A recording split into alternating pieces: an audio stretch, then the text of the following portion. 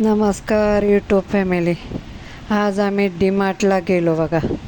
मुलीचा उपवास होता सोमवार, त्याच्यामुळं मला घेतली लस्सी खायला प्यायला आणि तिने घेतला पायनॅपल ज्यूस. डीमार्टमध्ये जायच्या अगोदर आम्ही खाऊन पिऊन मस्तपैकी निघायचं बोललं. 3.5 तास लागले डीमार्टमध्ये सामान घेईपर्यंत. एवढा वेळ उभं राहून राहून कंटाळा आला. हे बघा, ही मुलगी मोठी,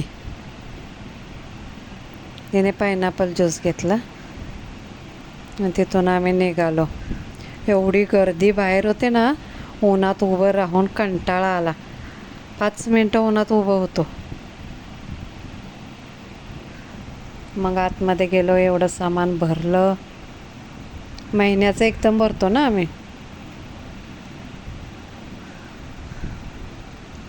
मग लाईनला उभं राहिलो सामान घेतल्यानंतर, पण तिथे 5 मिनटं उभे राहिलो.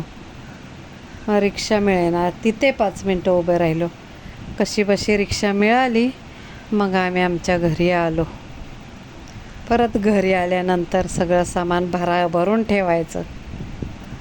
एवढी मेहनत करायला लागते.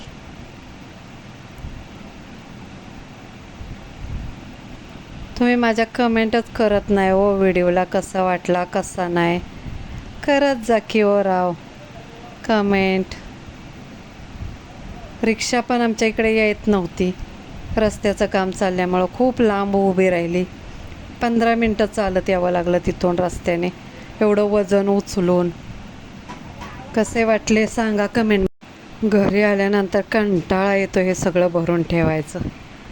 खूप ताप. धन्यवाद.